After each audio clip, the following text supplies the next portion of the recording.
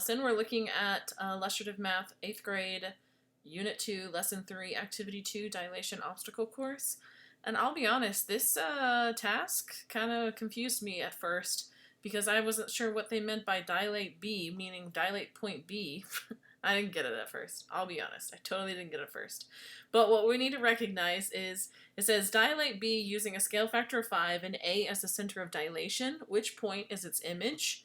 So they have all these tools so that we can draw circles, we can draw segments, lines, etc. But really what matters is distance in this situation and direction. So distance and direction is going to make a difference for us.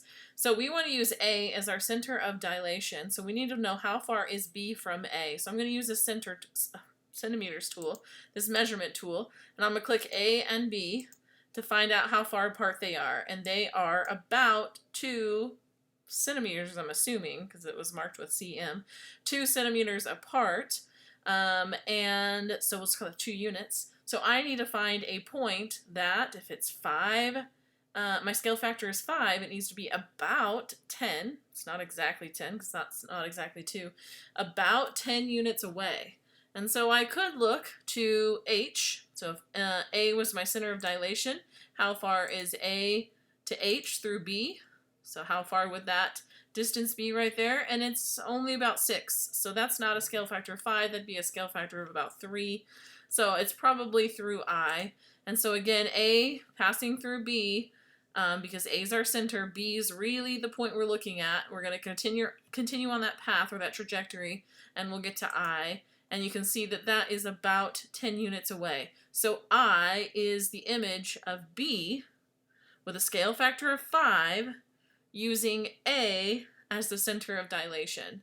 And if you wanted to draw a segment that connected all those, you could see that yes, they are in the same path.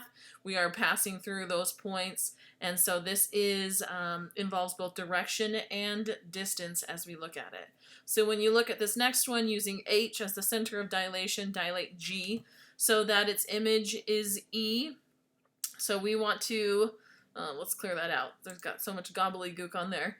We want to use H as our center of dilation. We want to dilate this point to G. So in other words, we want to move G further away from H. So really we want it to end up over here. So we want to know what is this distance here compared to the distance all the way down here to E.